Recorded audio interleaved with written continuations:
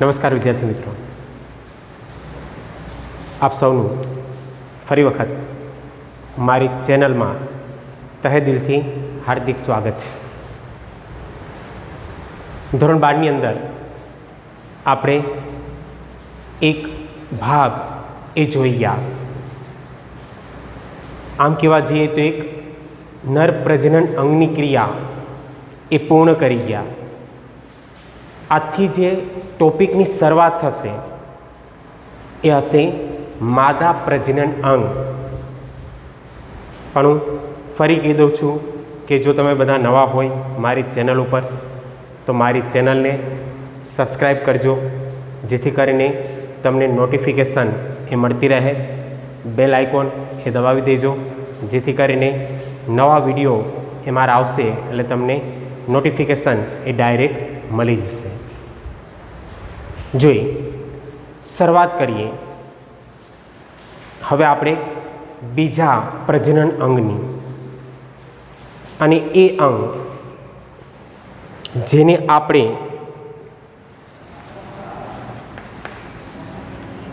જાયાંગ અથવા એને આપણે સ્ત્રીકેસર અથવા ત્રીજું નામ આપવું હોય તો એને આપણે આપી શકશું કાર્પેલ. ત્રણ નામથી આપણે એને ઓળખી શકશું.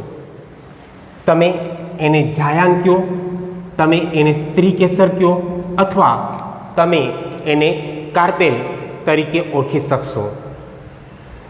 ફર્સ્ટ લેક્ચરની અંદર આપણે પુષ્પની રચના જોઈ ગયા અને એમાં આપણે વાત કરી હતી કે બે આવશ્યક ચક્ર પુકેસર અને સ્ત્રીકેસર.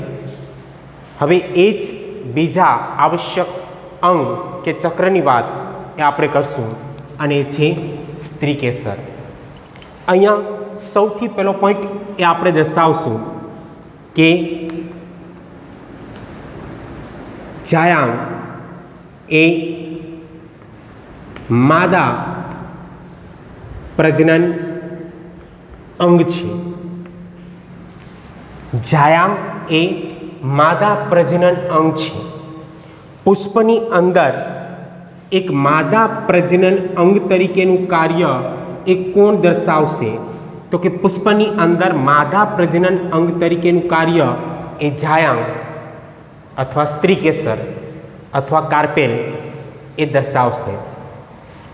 અહીંયા આપણે વાત કરીએ સ્ત્રીકેસરની એટલે કે જાયાંગની. તો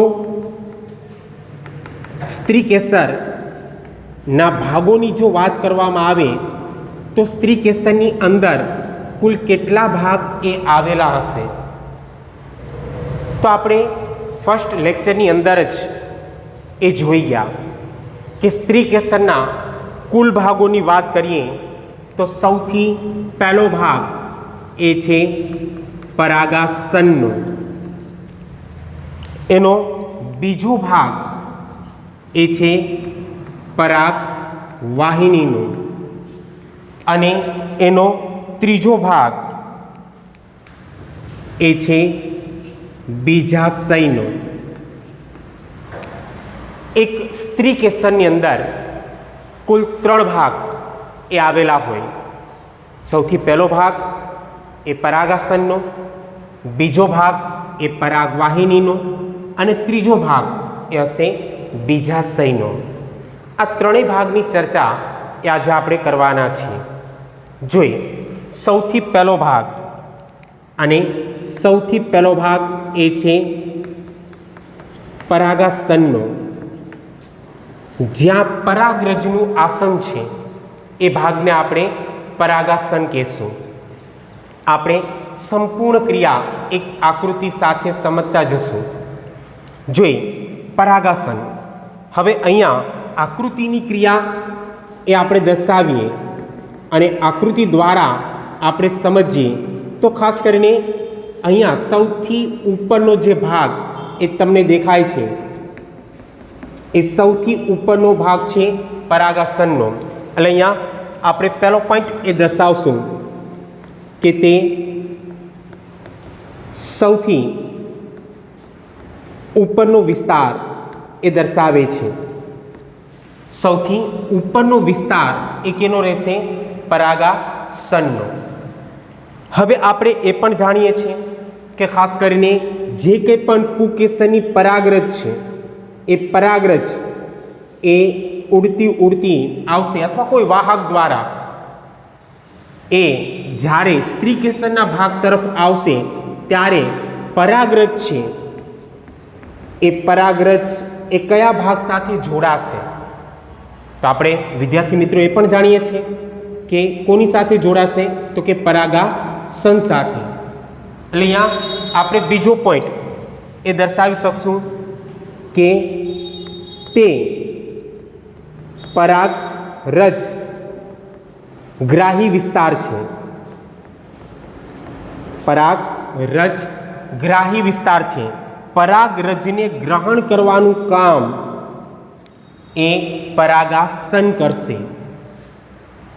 ઉપરાંત ત્રીજો પોઈન્ટ એ આપણે દર્શાવવો હોય તો આપણે અહીંયા દર્શાવશું કે તે ચિકાસ યુક્ત દ્રવ્યનો સ્ત્રાવ કરે છે. તે ચિકાસયુક્ત દ્રવ્યનો સ્ત્રાવ એ કરે છે. આ ખાસ ધ્યાન રાખજો કે પરાગાસનનો ભાગ એક એવો ભાગ છે કે જેમાંથી ચિકાસયુક્ત દ્રવ્યનો સ્ત્રાવ થતો હોય. આ ક્યારે? જ્યારે મોટા ભાગે પરાગનયન એ ખાસ કરીને પવન દ્વારા થતું હોય ત્યારે, કે ઉડતી પરાગરજ એ આવે અને એ પરાગરજ એ સરળતાથી ગ્રહણ થઈ જાય એ માટે પરાગાસનનો ભાગ એ ચિકાસયુક્ત દ્રવ્યનો સ્ત્રાવ કરે, જેથી કરીને પરાગરજ એ સરળતાથી પરાગાસન ઉપર સ્થાપિત થઈ શકે. એટલે જ્યારે પવન દ્વારા પરાગનયનની ક્રિયા એ થશે ત્યારે મોટા ભાગે જે પરાગાસનનો ભાગ છે એ ચિકાસયુક્ત દ્રવ્યનો સ્ત્રાવ કરશે. ઉપરાંત આપણે ચોથો પોઈન્ટ અહીંયા આપણે દર્શાવીએ તો કે તે મીન્સ પરાગાસનનો જે ભાગ છે તે પ્રવર્ધો યુક્ત રચના એ ધરાવે છે. ઘણી વખત ખાસ કરીને પરાગાસનના ભાગે ઉપરના ભાગે આવી રીતના પ્રવર્ધયુક્ત રચના એ આવેલી હોય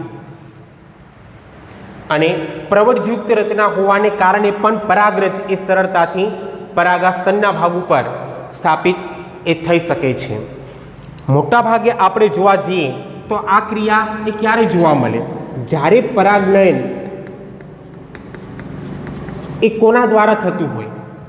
તો કે જ્યારે પરાગનયન એ કીટકો દ્વારા થતું હોય ત્યારે મોટા ભાગે એમાં પ્રવર્ધયુક્ત રચના એ જોવા મળશે કે જેના દ્વારા સરળતાથી પરાગનયનની ક્રિયા એ શક્ય બને અથવા પરાગાસન ઉપર પરાગરજ એ સરળતાથી સ્થાપિત થઈ શકે.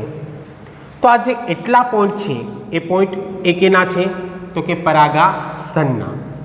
હવે ખાસ કરીને બીજો ભાગ લે અને ભાગ છે પરાગવાહિનીનો. સૌથી સરળ ભાગ એ છે પરાગવાહિનીનો. અહીંયા આપણે દર્શાવશું કે એક લંબાયેલી નલિકામય સ્વરૂપની રચના ધરાવતો આ ભાગ જેને આપણે કયા તરીકે ઓળખી શકશું? તો કે આ ભાગ જેને આપણે પરાગવાહિની તરીકે ઓળખી શકશું. એટલે સૌથી પહેલો પોઈન્ટ એ અહીંયા એ આવશે કે તે નલિકામય રચના એ ધરાવે છે. તે નલિકામય રચના એ ધરાવે છે. આ એવો વિસ્તાર છે પરાગવાહિનીનો કે જ્યાંથી પરાગ નલિકા એ લંબાઈને બીજાશય સુધી પહોંચે છે. આ એવો વિસ્તાર છે જ્યાંથી ખાસ કરીને આપણે દર્શાવીએ કે આ પરાગવાહિનીનો એવો વિસ્તાર છે કે જ્યાંથી આવી રીતના નીકળતી એક નલિકામય સ્વરૂપની રચના, અને આ નલિકામય સ્વરૂપની રચના જેને આપણે પરાગ નલિકા કહેશું, અને એ પરાગ નલિકા ધીરે ધીરે આગળ વધી છેક બીજાશયના ભાગ સુધી એ લંબાયેલ હશે. હવે સૌથી મહત્વની બાબત જો પરાગવાહિનીની અંદર જોવા જઈએ તો આપણે એટલું કહી શકીએ કે ખાસ કરીને પરાગ વાહિની એ બે પ્રકારની હોય છે. પરાગ વાહિની એ મોટા ભાગે બે પ્રકારની હોય છે. આની ચર્ચા એ આપણે અગાઉ કરશું જ, જ્યારે આગળ લેક્ચર એ ચાલશે એમાં. પણ અત્યારે ખાલી હું એટલું સમજાવી દઉં કે પરાગવાહિની બે પ્રકારની હોય એટલે શું, તો કે ખાસ કરીને કેટલીક પરાગવાહિની છે એ પરાગવાહિની પોલી હોય, તો બીજી કેટલીક પરાગવાહિનીઓ છે જે ખાસ કરીને બંધ સ્વરૂપે જોવા મળે. એટલે કે આ જે પરાગવાહિનીનો ભાગ છે એ પરાગવાહિનીનો જે ભાગ છે અહીંયા ખાસ કરીને દિવાલના ભાગે આવી રીતના કોષો એ આવેલા હોય, પણ વચ્ચેનો ભાગ એ ખાલી જગ્યા દર્શાવતો હોય. વચ્ચેનો ભાગ એ ખાલી છે, મીન્સ પોલો વિસ્તાર છે, તો એ પોલી પરાગવાહિની થશે. પણ જ્યારે આ સંપૂર્ણ ભાગ એ કોષોથી ભરાઈ જાય ત્યારે આ ભાગ સંપૂર્ણ બંધ થઈ જાય ત્યારે એ બંધ પરાગવાહિની થશે. આની ચર્ચા આપણે આગળ કરશું, પણ અત્યારે ખાલી એટલું જ કે પરાગવાહિની બે પ્રકારની હોય છે, એક પોલી અને બીજું બંધ. જોઈએ ત્રીજો ભાગ, અને ત્રીજો ભાગ છે બીજાશય, અથવા એને આપણે કહીએ અંડાશય. તમે એને બીજાશય તરીકે પણ ઓળખી શકો અથવા તમે એને અંડાશય તરીકે પણ ઓળખી શકો. ખાસ કરીને હવે અહીંયા આપણે દર્શાવીએ કે આ ભાગને છેક સુધી લઈ જઈએ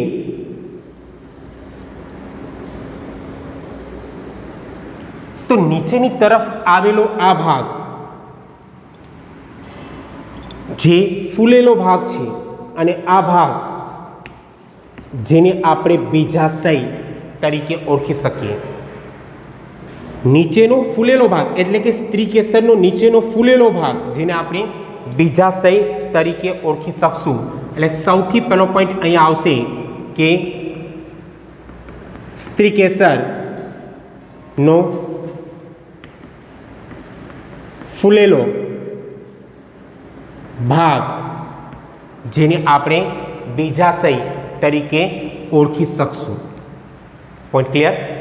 હવે ખાસ કરીને બીજાશયની અંદર જોવા જઈએ તો બીજાશયની અંદર આવી રીતના એક પોલાણ એ આવેલો હશે, અને બીજાશયની અંદર જોવા મળતું જે આ પોલાણ છે એને આપણે કયા તરીકે ઓળખી શકશું, તો કે બીજાશય પોલાણ છે. એટલે અહીંયા બીજો પોઈન્ટ દર્શાવશું કે તે પોલાણ એ ધરાવે જેને બીજાશય પોલાણ તરીકે આપણે ઓળખી શકશું. કે પોલાણને આપણે કયા તરીકે ઓળખશું, તો કે એ પોલાણ એ છે બીજાશય પોલાણ. હવે બીજાશય પોલાણની અંદર ખાસ કરીને જોવા જઈએ તો બીજાશય પોલાણની અંદરના ભાગે જોવા મળતી આ રચના જે અંડકની હશે એને તમે અંડક કહો, અથવા એને તમે મહાબીજાણુ ધાની તરીકે પણ ઓળખી શકશો. તો હવે અહીંયા આપણે પોઈન્ટ દર્શાવશું કે બીજાશય પોલાણમાં અંડક એ આવેલા. બીજાશય પોલાણની અંદર જોવા મળતી આ રચના એ કેની હશે? અંડકની. અને ખાસ કરીને એ જે અંડક છે એ નીચેના ભાગે અહીંયા જોવા જઈએ તો નીચેના ભાગે આવી રીતના આવેલો જે વિસ્તાર છે જેને આપણે કહીશું જરાયુ, કે જરાયુ સાથે જોડાયેલ હશે. તો અહીંયા આપણે એ પોઈન્ટ પણ દર્શાવશું કે અંડક એ જરાયુ સાથે જોડાયેલ. અને વિદ્યાર્થી મિત્રો આપણે જાણીએ છીએ ધોરણ 11 ની અંદર તમે ભણી ગયા છો જરાયુ વિન્યાસ. જરાયુ વિન્યાસ ધારાવર્તી, ચર્મવર્તી, અક્ષવર્તી, તલસ્થ, મુક્ત કેન્દ્રસ્થ. તો અહીંયા આપણે દર્શાવીએ છીએ કે હંમેશા ખાસ કરીને આ જે અંડકનો ભાગ છે એ અંડકનો ભાગ એ જરાયુ સાથે જોડાયેલો હોય છે. અને એની નીચે તરફ આવેલો જે આ ભાગ છે અહીંયા જે આપણે જોઈએ છીએ, ખાસ કરીને આપણે એને કયા તરીકે ઓળખી શકશું? તો કે એ ભાગ જેને આપણે પુષ્પાસન તરીકે ઓળખી શકશું, જ્યાં પુષ્પનું આસન છે. તો ખાસ કરીને એક સંપૂર્ણ ક્રિયા આપણે સ્ત્રી કેસરની જોવા જઈએ તો મુખ્ય ભાગ એ ત્રણ: પરાગાસન, પરાગવાહિની અને બીજાસન. આમ કુલ ત્રણ ભાગોની ક્રિયા એ આપણે જોઈ શકીએ. પણ અહીંયા ઉપરાંત સ્ત્રી કેસરની વાત કરીએ તો અહીંયા જ્યારે આપણે દર્શાવીએ કે સ્ત્રી કેસર જાહેર અને એ સ્ત્રી કેસર ને આપણે સંખ્યાના આધારે જોવા જઈએ તો સ્ત્રી કેસર ને સંખ્યાના આધારે આપણે બે ભાગમાં વિભાજિત કરી શકીએ.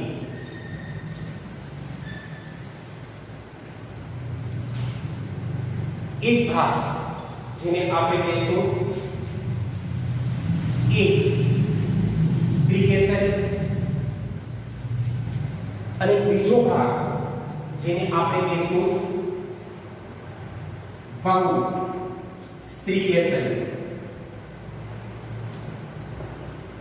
સંખ્યાને લઈને ખાસ કરીને સ્ત્રી કેસર ના મુખ્ય બે ભાગ અને કયા? તો કે એક સ્ત્રી કેસરી અને બહુ સ્ત્રી કેસરી. અહીંયા આપણે એ બાબત દર્શાવી દઈએ કે એક સ્ત્રી કેસરીની અંદર એક જ સ્ત્રી કેસર એ હાજર હશે, માટે આપણે એને એક સ્ત્રી કેસરી તરીકે ઓળખીએ છીએ. પણ બહુ સ્ત્રી કેસરની અંદર આપણે કહી શકશું કે એક કરતા વધારે સ્ત્રી કેસરો એ હાજર હોય ત્યારે આપણે એને બહુ સ્ત્રી કેસરી તરીકે ઓળખી શકશું. ચોપડીની અંદર અહીંયા ઉદાહરણ આપેલ નથી, પણ આપણે ઉદાહરણ એ આપશું કે ખાસ કરીને એક સ્ત્રી કેસરીની ક્રિયા એ આપણે કેમાં જોઈ શકીએ? તો કે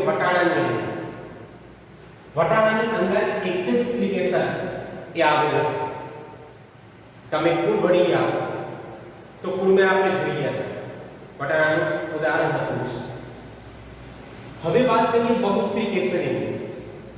બહુ સ્ત્રી કેસરી જેને આપણે હજી બે ભાગમાં વિભાજિત કરી શકીએ.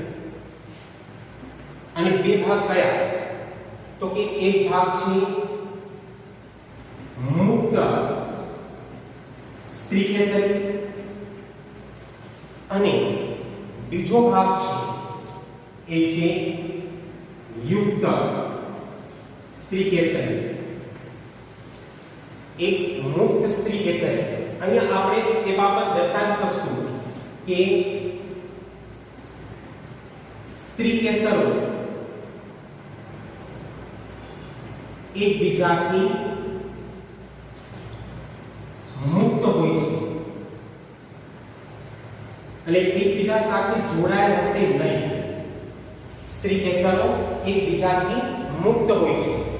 જ્યારે અહીંયા આપણે દર્શાવીને આપણે કહી શકશું કે સ્ત્રી કેસરો એકબીજા સાથે જોડાયેલ હોય છે અને જોડાયેલ હોય તો આપણે એને યુક્ત સ્ત્રી કેસરી તરીકે ઓળખી શકશું. પણ ક્લિયર? મુક્ત સ્ત્રી કેસરી અને યુક્ત સ્ત્રી કેસરી. અહીંયા એક્ઝામ્પલ એ આપણે આપી શકશું અને બુકની અંદર પણ આકૃતિ એ આપેલી છે.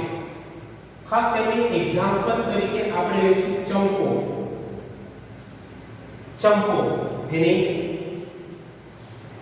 માઇકેલિયા તરીકે આપણે ઓળખી શકીએ કે જેમાં સ્ત્રી કેસરી એકબીજાથી મુક્ત હશે. ઉપરાંત બીજા બે ઉદાહરણ આપવા હોય તો આપણે અહીંયા આપી શકશું. એક ગુલાબ અને બીજું ઉદાહરણ છે કમળ કે જેની અંદર પણ સ્ત્રી કેસર એકબીજાથી મુક્ત હોય છે. હવે એવી જ રીતના જો અહીંયા ઉદાહરણની ક્રિયા એ આપણે દર્શાવીએ તો અહીંયા ઉદાહરણ આપશું આપણે અફીણ, પાપાવરનું અફીણ એ પણ બુકમાં આપેલું છે. તમે આકૃતિ જોશો 2.2.2 ની તેમાં એ દર્શાવેલું છે અફીણ, પાપાવર. ઉપરાંત અહીંયા એક ઉદાહરણ એક બીજું આપ્યું અને એ ઉદાહરણ છે ધતુર. હજી ઉદાહરણ આપવું હોય તો આપણે ઉદાહરણ આપી જાસૂદ.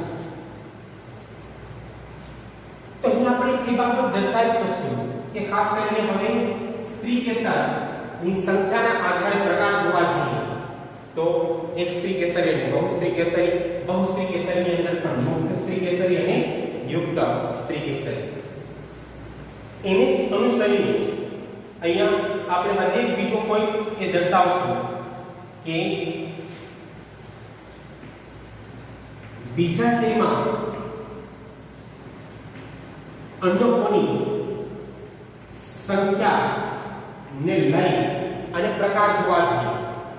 બીજાશયમાં અંડકોની સંખ્યાને લઈને પ્રકાર જોવા છે તો અહીંયા બે પ્રકાર એ આપણે દર્શાવશું.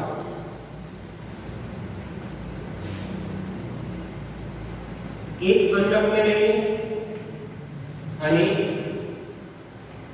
એક કરતા વધારે અંડકોને લઈને.